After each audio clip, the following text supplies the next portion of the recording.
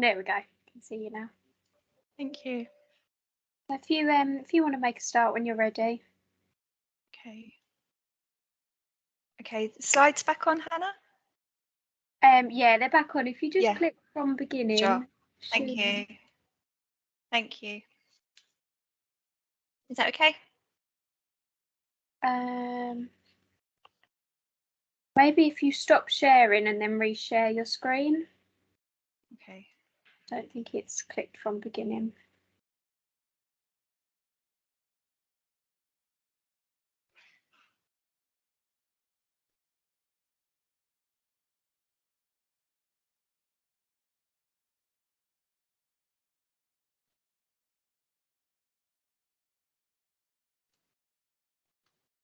Is that okay? Yeah. Yep. Okay. Oh, for some reason it's not showing full screen. Is that happening for anybody else? It's full screen for me here. I can't see anything else. Yeah, it's okay for me.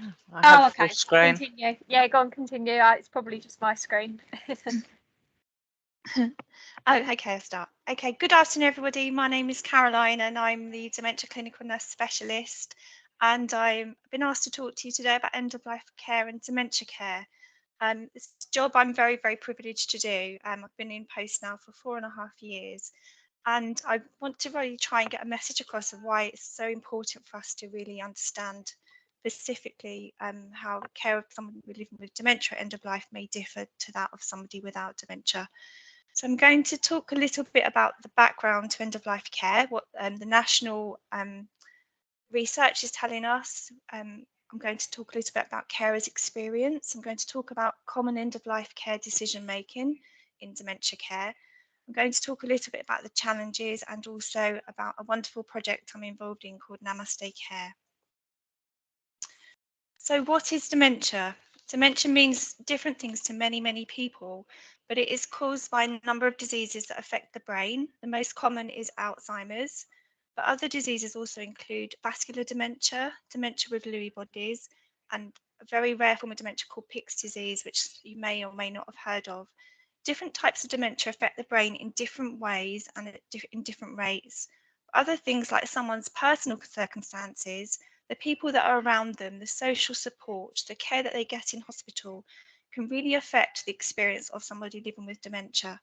Dementia progresses in a way that is unique to each individual. So we always say when you've met one person with dementia, you've met one person, because we're all very different, just like you or I.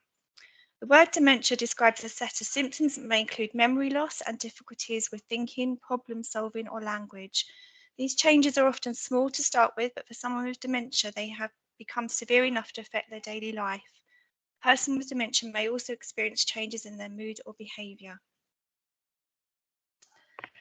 So we know that nationally, reports from the last 5 years have indicated a need for improvements in the care of people with dementia. We know in the UK by 2040 there's expected to be 1.6 million people living with dementia. And that's not necessarily because the rates are increasing. It may just be that we know a lot more about dementia now. People are being diagnosed at an earlier stage.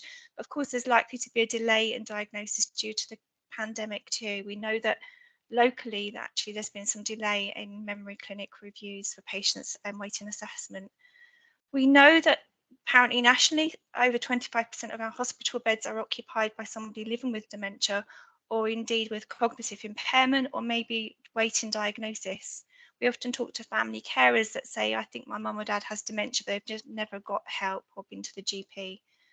We also know that staff feel often inadequately prepared when caring for these patients, particularly those patients with what we call distressed reactions or behaviour that challenges. Particularly some of our nurses overseas that may have not cared for somebody with dementia before, particularly on a personal level, providing personal care for someone that may be resistive to that care, it can be very difficult. We know that there's lots of evidence to say people with dementia are treated with lack of dignity and respect, and often we know that the care when they're dying, they're often in pain and they're not treated with dignity or respect too. So it's hugely important we understand what we can do to help. One of the challenges we have is how dementia is perceived by society. And one of the things, I was listening to a YouTube video the other day, and somebody spoke about dementia being the elephant in the room. It is a progressive and life-limiting illness. It is a terminal illness, but we still find it very hard to talk about. Can you imagine one of us going into our GP today and being told, you have a diagnosis of dementia, and we're living a life well. We have a job, we have a family, we're active, we have a good social life. Do we really want to start planning for the end of our life given that diagnosis? And that's why dementia can be extremely difficult to start planning for.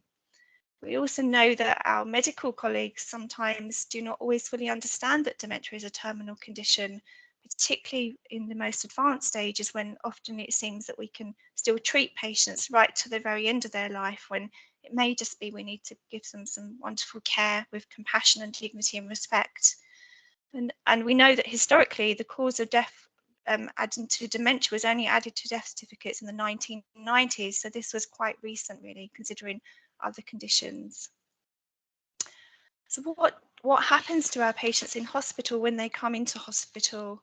They're often subjected to more inappropriate interventions. They may be a diet-controlled diabetic at home and may have not checked their blood sugar for weeks, and yet they come in and we're checking those blood sugars 4-hourly. And can you imagine how painful that can be? We know that often they're provided with less symptom management because the complexity around identifying if they're in pain or distress, what their behaviours may be telling us, is that a sign of pain? We know nationally there's fewer referrals to specialist palliative care for people with dementia. And we know there's less recognition of their spiritual needs. And that, of course, is very complex at times because those spiritual needs, some people may consider, may change over time. They were a Christian before, are they still a Christian? And often when we speak to family about their spiritual care, they may give you the answer, oh, mum and dad never went to church, but that doesn't necessarily mean they don't have spiritual needs too at the end of their life. And we know that when somebody with dementia often comes into hospital via A&E, there's often those really complex decisions that have to be made in a time of crisis. And unfortunately, having those decisions made in the community, which would be a better approach, often doesn't happen. Hence why we have to get involved sometimes at the wrong stage. How do we know that somebody with dementia is deteriorating? How do we classify whether the person with dementia has mild, moderate or severe dementia? There's different stages, and people talk about mild, moderate or severe, or 7 stages. One of the tools that we have to support us is the gold standards framework, which is the prognostic indicators for people with dementia. But even when we review this can be, although this is a helpful framework, if I refer back to saying when we've met one person with dementia, we've met one person, everybody's extremely different. My very close friend's mum was diagnosed at the age of 62 and lived to the age of 80 living with dementia. And in that first box there, you see some of the things that she was living with in the last 5 years of her life. So even if my friend's mum, we couldn't really predict whether she was approaching the end of her life. It was very difficult because she was in bed, being nursed in bed. She was not able to communicate. She was urinary and fecal incontinent, and she also had weight loss underneath there and aspiration pneumonia. But what was really fortunate, we made a decision about hospitalisation, not for hospitalisation, and to be cared for in the care home by the GP and the local hospice, which worked really well for her. These are some of the decisions we often have to make when somebody comes into hospital with dementia, and sometimes these decisions all happen in one go, and it can be really overwhelming for family carers. And particularly around DNA CPR, often there may not have been a community DNA CPR, and families are often put in a situation where they feel that they have to be the ones to make that decision. And how do they then live with that decision making if then their relative then dies in quite a short time frame? They often feel guilt. They often feel that they're to blame. We really need to make sure they feel supported, and that as an MDT, we are making that decision with them, providing them the best information. We know sometimes that we come across patients with eating and drinking problems, which is really one of the reasons I often get many referrals for. And that can be really, really complex, particularly in advanced stages of dementia. And that's one of the decisions I'm going to just enlarge on a little bit more now. So enteral tube feeding for people with dementia is a hugely ethical, complex situation. And we know that often we refer to guidelines and policies to support us with this. But it might be surprising to know that there was a recent Cochrane review in August 2021, which found no evidence that enteral tube feeding for people with severe dementia improves survival, no evidence that improves quality of life, no evidence that it reduces pain or reduces mortality. It doesn't decrease behavioural and psychological symptoms, doesn't lead to better nourishment, and it also doesn't improve the outcome for family carers in regards to their carer burden or anxiety or depression. They actually found some evidence that suggests that there's a clinically significant risk of developing pressure ulcers, increased risk of aspiration pneumonia, and increased risk of mortality. Now, for some of us, we may find that difficult to understand, but if you consider how sensitive somebody with very advanced dementia who is already very malnourished and very frail, having a feed given to them, however slowly it's given, can cause upset stomach and have diarrhea, and the skin can break down following the diarrhea, then they can get pressure sores. We're often anxious about people with dementia with tube feeds, falling out of bed, getting out of bed, so hence staff will want that person to stay in bed to keep the tube in place, hence why the person with dementia becomes very deconditioned very quickly. There's an increased risk of pneumonia because of the tube becoming dislodged, the person with dementia pulling it out, and we know that increases the risk of mortality. So why would we do it? It's a hugely ethical dilemma. What does NICE recommend? So NICE, the National Institute for Health and Care Excellence, suggests that tube feeding should not normally be used for people living with severe dementia. It can be tried if the person's reasons for not eating and drinking are treatable, and it is expected they will start eating and drinking normally afterwards. But I would say the people that we've seen in hospital, that would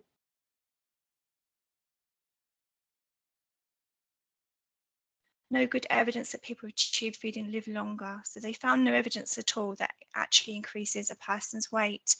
So it's one of those decisions we really need to be really cautious of, because who are we doing that for? Is it to make us feel that we're doing something to help the person with dementia, or we're not having those courageous discussions to actually challenge that decision making and speaking to the family and thinking what else we could offer? Would it be feeding with acknowledged risks, taste for pleasure, things that the person with dementia may enjoy as they're approaching the end of their life, just so that they have a better quality of life at a time that's really important for them. Some of the tools that I often refer to help support decision making, one of them is called the rules of thumb, or the other term we use for it is heuristics. Now, this is a project that Princess Alexandra Hospital were involved in a few years ago, and this was a funded project through Marie Curie and the Alzheimer's Society, and they developed the rules of thumb. And this is a guide for healthcare professionals providing care and support for people with dementia at the end of their life. This tool is downloadable on the internet, so anyone can have access to this. And it can be used for training, support decision making, and help discussions with family members and advocates. And it looks at 4 areas. It looks at eating and swallowing difficulties, agitation, restlessness, reviewing treatment and interventions at the end of life, and providing routine care. Particularly when we talk about providing routine care, comfort for the person, is it the right thing for us to do to reposition that person every hour if they have a pressure sore, if they're dying? Is that movement making them more uncomfortable? And if it is making them more uncomfortable, what should we be doing differently? How we should be providing that care? The rules of thumb is a really, really useful tool to help us with this. And this has been developed not just by professionals, but by carers of people living with dementia, people living with dementia too. And it's been developed nationally across the UK. So it's a really well recognised tool. Another resource that I often use is an eating and drinking leaflet, again, which was developed from the project. with Marie Curie and University College London Hospital. And this is a tool we can also give a copy to relatives, and it talks about eating and drinking as the person with dementia progresses towards the end of their life. And it helps to make decisions, provide care and plan for future care. I use this tool. We had a Chinese gentleman on one of the wards quite some time ago now, and his wife spoke very little English, and we had to get some additional support for her. And she found this tool really useful because it's really well written. It's got areas for her to write questions down. She was able to share it with her family as well outside of the hospital. So it was really useful. Again, a useful resource that can be downloaded from the internet too.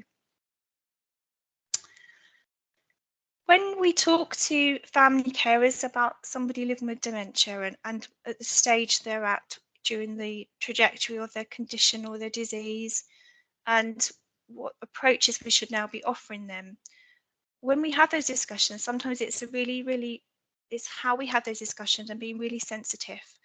And when we speak about active care and comfort care or palliative care, sometimes that can be quite alarming for a family carer.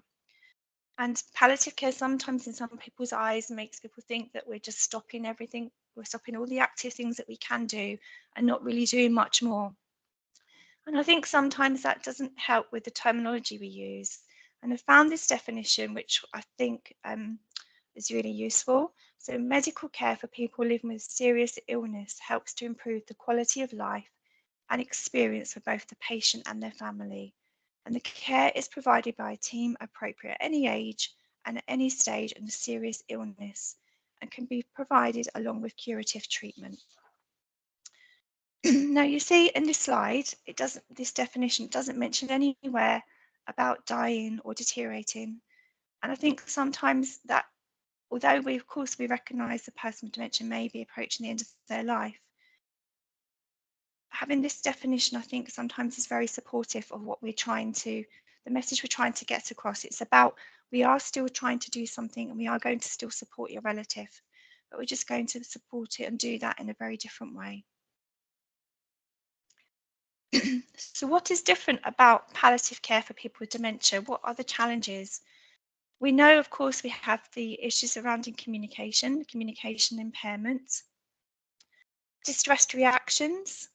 When we talk about distressed reactions, you may have heard it being called challenging behaviour or behaviour that challenges.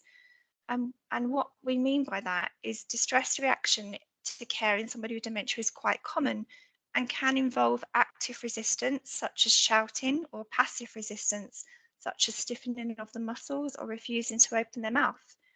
And resistance occurs within a complex legal and ethical framework. For those of us that work in this area or in palliative care or patients without capacity, we know that it's very complex at times. And we know that we must consider issues of capacity, consent, best interest and duty of care. That's what we all do all of the time. But when we talk about this in terms of somebody living with dementia, we also know that resistance also sits within a powerful culture of care, where staff must resist task-orientated care, dehumanising care that adds to acknowledge the person of the people with dementia. We shouldn't just be doing things because it's a task, because we think that's the right thing to do. We need to challenge that. Is it still the right thing for that person with dementia? And we also need to consider, rather than accepting resistance as an expected part of dementia, that's just a dementia, that's just how they behave, that's what they've always done. We must look closer for curiosity to identify underlying causes and unmet needs. And sometimes we talk about someone with dementia in terms of an unmet need as a reason for their behaviour. And unmet needs, we talk about physical needs and unmet emotional needs. So for any one of us coming into hospital today, not being able to advocate our needs, how would we do that? How would staff know what we needed? How would staff know we were hungry or thirsty? How would they know if we needed to go to the toilet? And that's why we often see somebody with dementia trying to get out of bed, rattling the sides of the bed, banging on the table, because that's the only way they feel they can get staff's attention, by expressing that and what we call a behaviour, so an unmet need. People with dementia still have unmet needs and still have unmet emotional needs too. And we know that people with dementia can, even if they're sitting quietly, doesn't mean to say they don't need to have a visitor, doesn't mean to say they're not feeling lonely or anxious, doesn't mean to say with a visitor there that they may eat or drink better.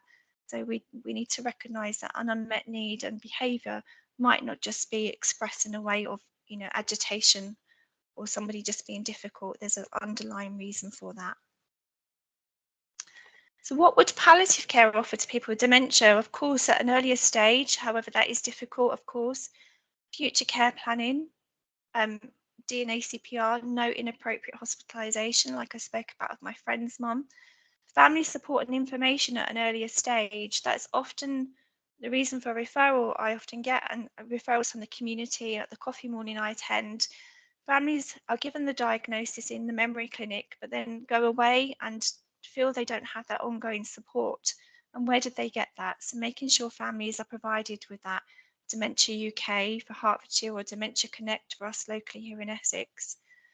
We know what with palliative care can offer pain and symptom management, and that can be complex. And sometimes we work really well together, myself and the palliative care team, providing people with dementia the most appropriate and compassionate palliative care at the end of their life. And providing bereavement support for families living with dementia. Often we hear family carers say, I lost my mum or dad when she was diagnosed with dementia, that it's not the mum or dad that I had. And it's supporting them with that, and it's the expected decline that is going to happen, and it's extremely emotionally challenging. And also, I think that one of the things that's really important for me is, and I'm sure for all of you too, is quality of life, and live the life they wanted to until the end of their life. And Dame Cicely Saunders summed this up really well. She said, "You matter because you are you, and you matter to the end of your life. And we will help you not to only die peacefully, but to live until you die." So in terms of somebody with dementia, live until you die, what does that mean to you? If we had time, I could ask you all now to tell me, or maybe you could put that in the chat box. What would be meaningful to you? How would you live until you die? Now, I was listening to a lady called Min Stackpole, who's from one of St Christopher's Hospice, talking about this, and how people might, like myself, that care for people with dementia, for a job, extremely privileged job to do, but can be very emotionally challenging, and you need to have so much compassion and resilience. And how can you support people to live until they die when they have dementia, when they are at an advanced stage, when they have fragmentary speech, when they are nursed in bed, when they're not communicating, when they're hardly eating and drinking anything? Do we think that's living, or live until you die? What does that mean to you?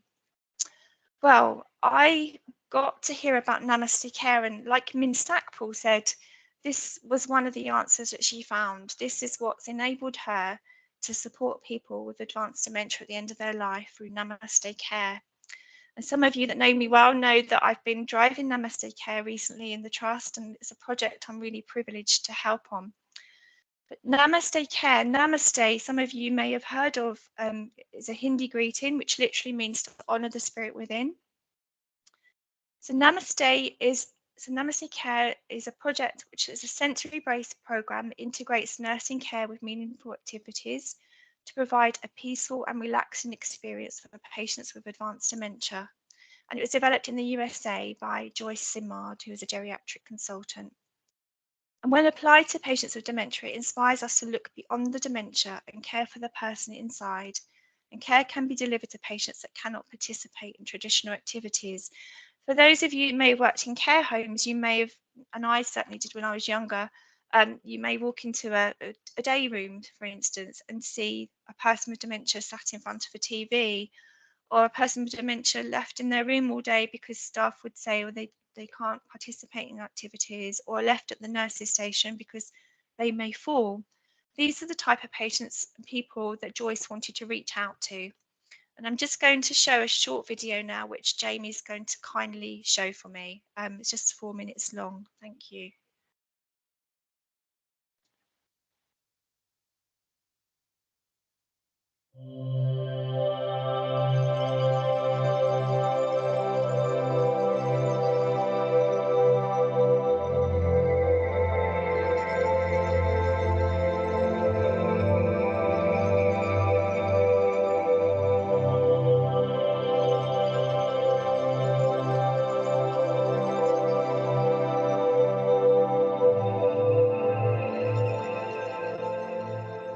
Namaste Care is a structured way of really supporting people who are living with advanced dementia. It originated in the United States, and the word Namaste is a Hindu saying which means to honour the spirit within. Namaste Care is a sensory intervention, so it's really important to pay attention to all the different senses, and both in terms of the different things that are used within Namaste Care, but also how people are managing to respond to those.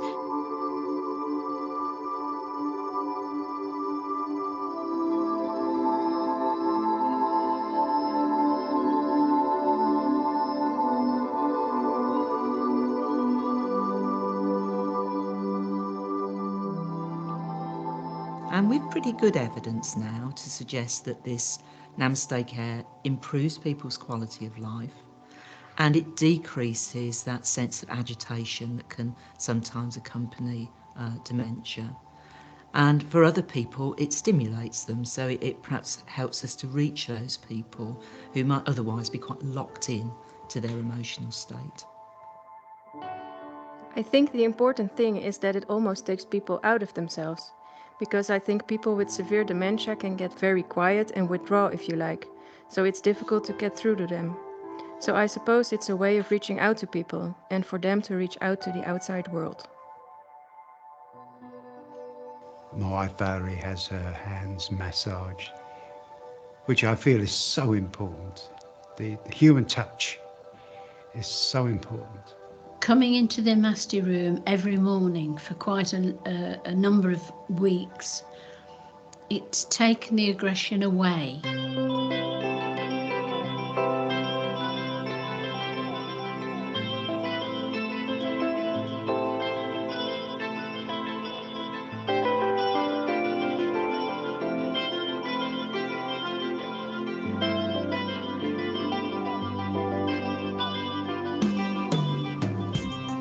Namaste Care doesn't take any extra staff.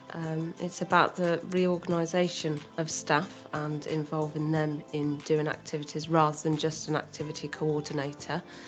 It's just so warm and it's lovely. Yeah, I would really recommend implementing it in your care home.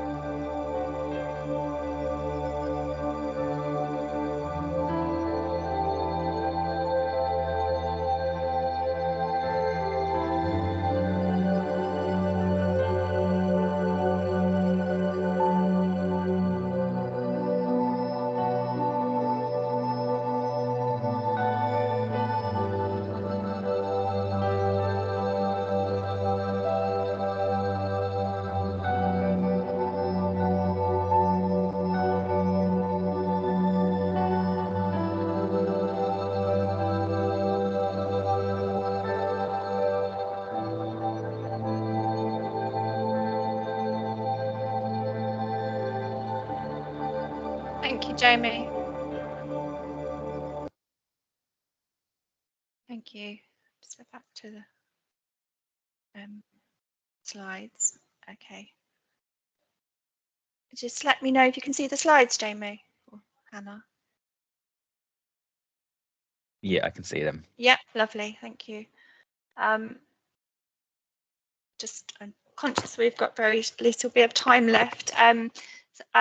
Those of you who haven't seen that video before, I'm sure it's touched you, hopefully, emotionally, because it's a beautiful little video and there's a longer version on YouTube. Just very quickly, as you can see, Namaste is about connecting with people with dementia through the 5 senses: sight, touch, taste, hearing and smell. You saw some of that in that short video.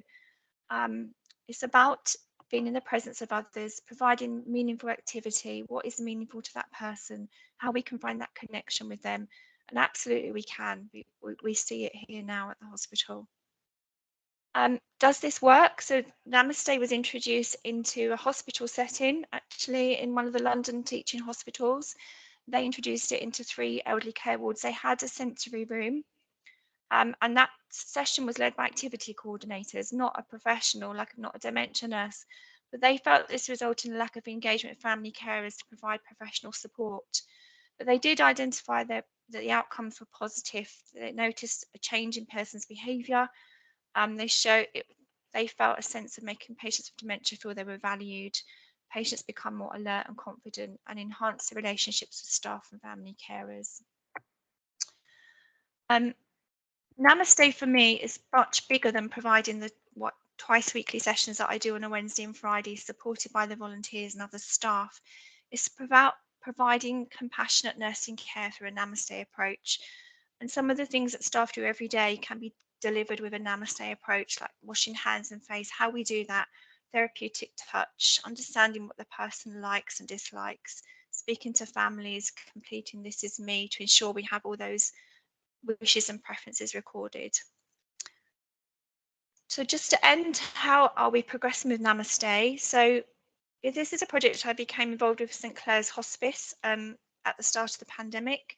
I signed up as a volunteer with the hospice and helped them deliver their sessions now on Zoom, and lots of PAH staff have attended.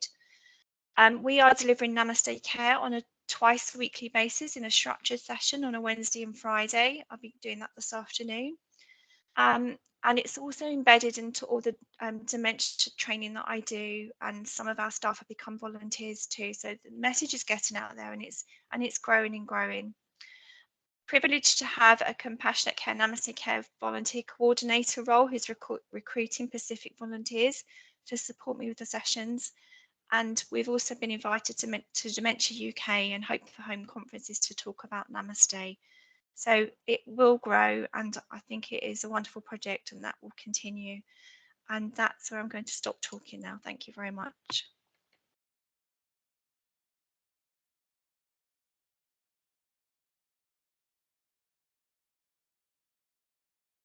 Jamie, are you there? Yeah, I'm still here. So I think if anyone Thank wants to you. ask any questions, I think that's a pretty good time to ask.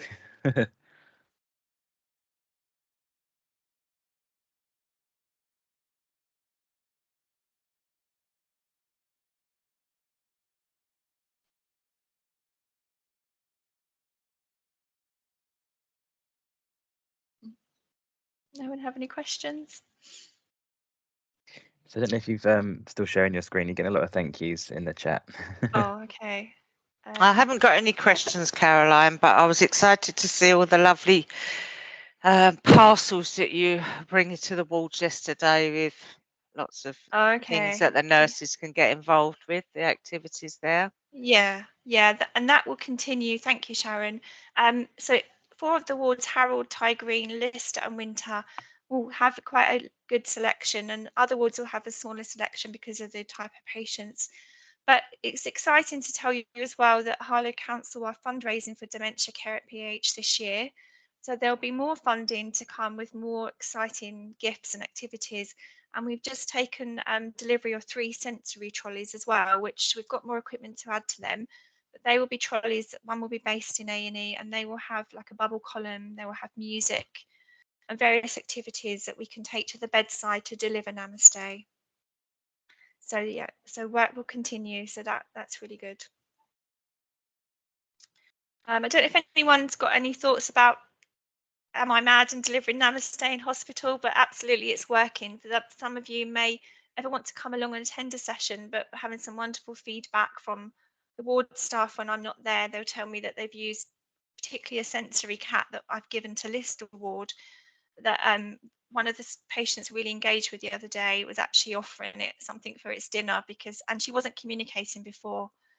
I had some lovely moments in Namaste the other day on Ty Green ward when a lady with what we call fragmentary speech, her speech was very jumbled and muddled, but using the wonderful books provided by the chaplaincy team, it triggered a childhood memory, and she sang a song from start to finish, word perfect. So Namaste really works, and I think showing staff that it can really work, and I think it gives staff that real, sense of purpose that they've provided good nursing care on the day when we're working in such a difficult environment at times. Of course, I appreciate, but the little things that we can do make such a difference. I went to Lister the other day, Caroline, and if anyone wants to go and have a walk around there sometimes, and there was one of the healthcare assistants just sitting, and they were chatting with a patient that had dementia. She started singing a song very softly, so I was like, "Oh, that's Yeah. nice." She's like, "Is it?" And she got louder and louder and louder, and it was "Que sera, sera." It was lovely. Oh yeah. Yeah. You might know Lovely. the patient because I think she sings it a lot, Yeah. but yeah, it was lovely. Yeah. Yeah. Thank you.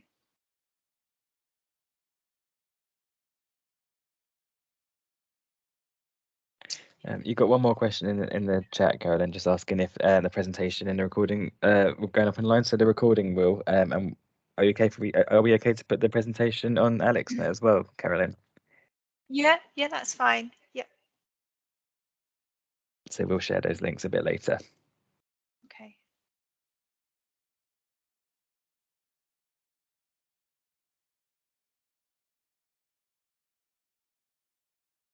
So I think that's all the Thank you. I think that's all the questions there.